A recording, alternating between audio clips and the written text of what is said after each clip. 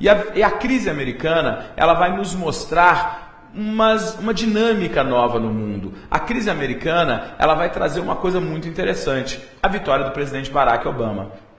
E a vitória do presidente Barack Obama? A vitória do presidente Barack Obama significa uma nova utopia? Essa é uma pergunta interessante. O que é utopia? Utopia é um sonho impossível, um sonho que não se realiza.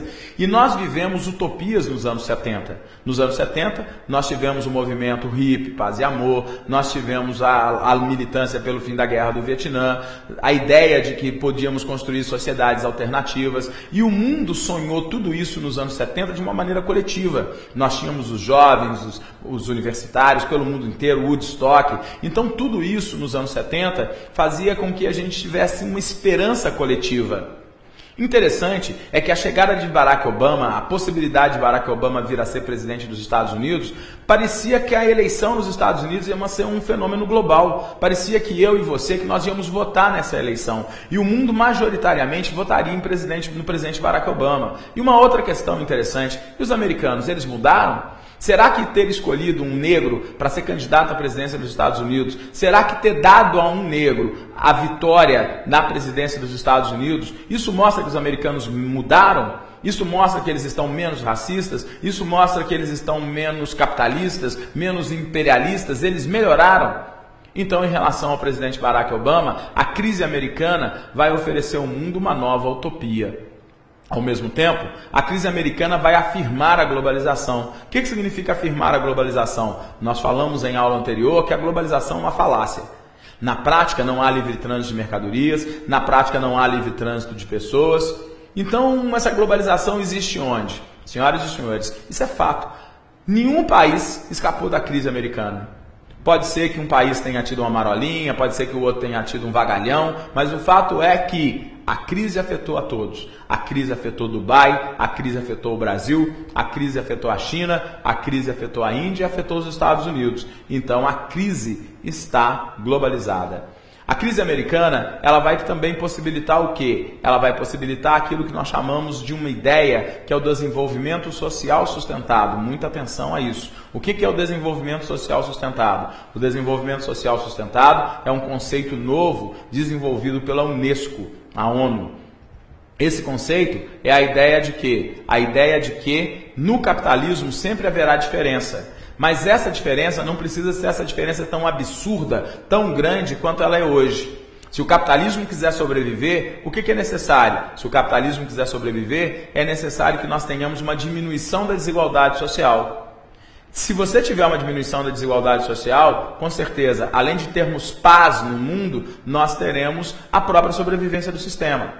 Agora, nós temos também no nosso edital, para o Banco do Brasil, nós temos a definição de uma outra expressão, que é desenvolvimento sustentado. Então nós temos desenvolvimento social sustentado, que é a diminuição da desigualdade. E nós temos a ideia de desenvolvimento sustentado. O que é desenvolvimento sustentado? Desenvolvimento sustentado, senhoras e senhores, é o quê? É eu explorar os recursos naturais que o meu país tem, como por exemplo a Amazônia, mas sem destruir, preservando para as futuras gerações a riqueza ambiental, a riqueza natural.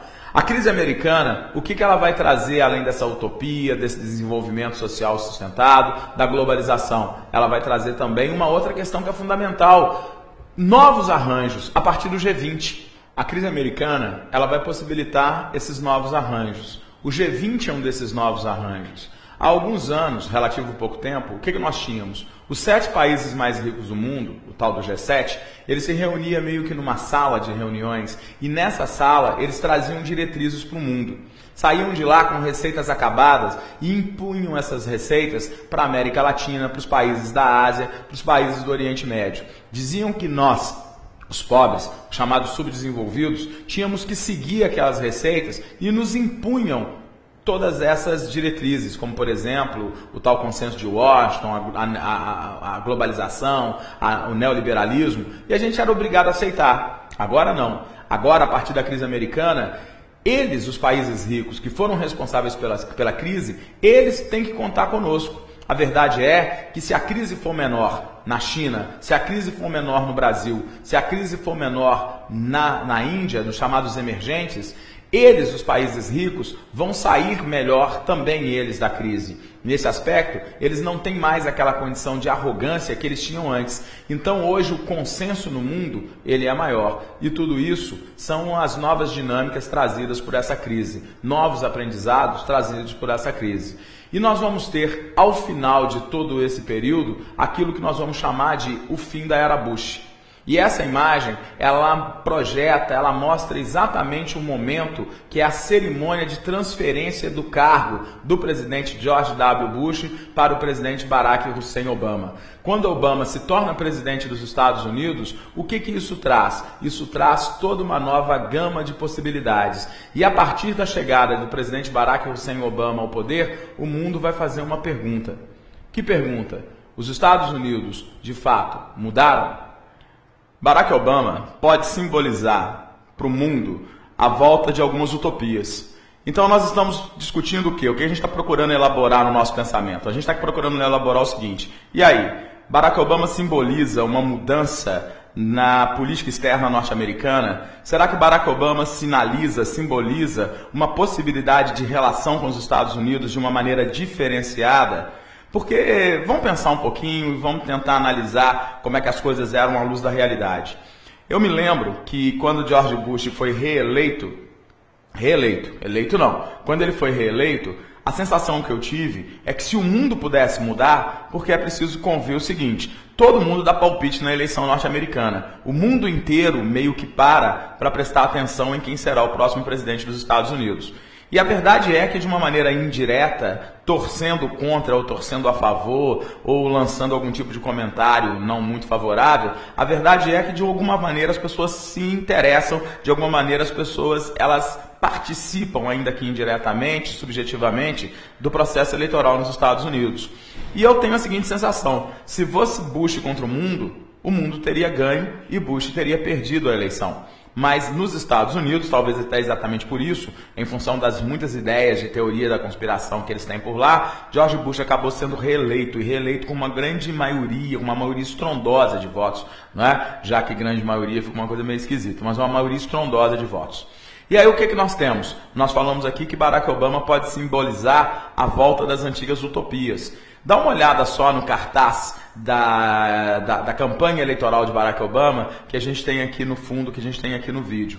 Esse cartaz, ele mostra a imagem de Barack Obama e abaixo dele uma palavra. Essa palavra quer dizer esperança. Então Barack Obama tenta se eleger, ele se elege, com esse mote, com esse slogan de campanha, a esperança. Um outro slogan de Barack Obama que ficou muito forte, está mostrado aí também nesse cartaz, que é Change We Can Believe in. Ou seja, nós acreditamos na mudança. O yes, we can, yes, nós acreditamos, nós podemos mudar, não é? Então Barack Obama, ele meio que conclama a sociedade norte-americana a entrar no processo de mudança. Qual que é o processo de mudança? Esse processo de mudança pode ter N percepções.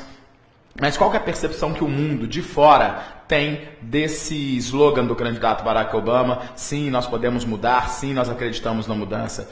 A mudança que o mundo viu em relação a Barack Obama é o quê? Não nele, Barack Obama, mas a partir do momento em que os americanos tinham um presidente negro, candidato a presidente negro, ou um presidente negro, as pessoas então passaram a compartilhar essa utopia. Que utopia? Que o povo americano estava melhor. E se o povo americano está melhor, o que nós poderíamos ter? Uma expectativa de que esse povo menos racista, menos imperialista, menos agressivo, que eles possam de alguma maneira contribuir para a paz mundial e mesmo para possibilitar outras relações.